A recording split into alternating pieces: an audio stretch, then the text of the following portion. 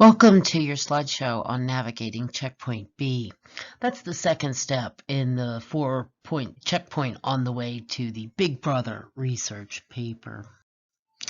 So what you're going to do here is you're going to take those scope questions that we talked about in the last PowerPoint lecture, and we're going to create a document that basically lays out our notes for the research paper as well as a rough outline. So first thing, you've got that good list of 6 to 7 scope questions that narrow the topic in your approach. And then, that I can't stress again, the order of the questions is so important. And then once you get those questions really nice and gelled up, take a time out. Just put those questions on a shelf and don't worry about them until you complete the next step. The next step is to basically take notes this week from the sources that you have. If you need to get more sources, that's good. We decided to make this navigable. We would say that 7 sources was enough for this Big Brother research paper. So you need to have somewhere between at least 7 or more sources. So you get your sources and you start taking notes, and of course they can be a mix of paraphrases or direct quotes, or if it's a lengthy piece of summary.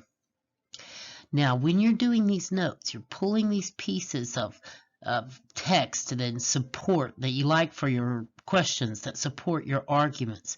Do it directly into a Google Doc or a Word doc. That is, don't go out and buy index cards and write the stuff down on index cards and then put it back into the computer. Just get a Word or a Google Doc going, and then as you're paraphrasing carefully and direct quoting, you just put them right into the document itself, and I'll show you the format for that. Or you can reference it in the template for Checkpoint B, available in the same folder with this video presentation. So the idea is that you need at least 10 notes to really start drafting in a meaningful way. So as soon as you get 10 notes, sort of down, whether they're paraphrased or quoted, and it really doesn't matter at this juncture what mix it is, remembering that APA doesn't like quoting as much as it likes paraphrasing, so you want the biggest portion of your notes to be paraphrased. Now, one of the tricks that I use to make this paraphrasing, gathering good pieces of data out of your research, is to use your scope question as an actual search phrase on Google. The actual question that you're building your papers around. So don't be afraid to enter those questions into databases as well. And what this does is it keeps you from looking all over the place and helps sort of narrow and refine your search as well. Also, this whole time, you're keeping super careful track of your citations and your reference page artifacts. Remember, we decided that once you decided to use a source, go ahead and create your reference entry. Then all these reference entries will eventually become Checkpoint C, your annotated bibliography.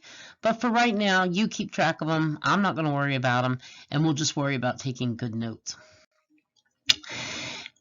The last step that you're going to do is, after you've taken 10 or more notes, go back to your scope questions and try to pull things from your notes to answer these questions. And this is going to serve basically as your rough outline. Now, here's the magic of this. The fact that you're dancing in concert between what you're researching online and the notes you're taking, they will automatically answer your scope questions. If you get those scope questions in your head really well, your brain's going to automatically seek out the information that answers those scope questions. And this little psychological trick will save you a ton of time. Once again, questions first, and then use those questions to guide your research and help you read efficiently for your purposes. After you get Checkpoint B sent to me, I'll give you some feedback about it, about your structure, your game plan, and we'll see where we go from there.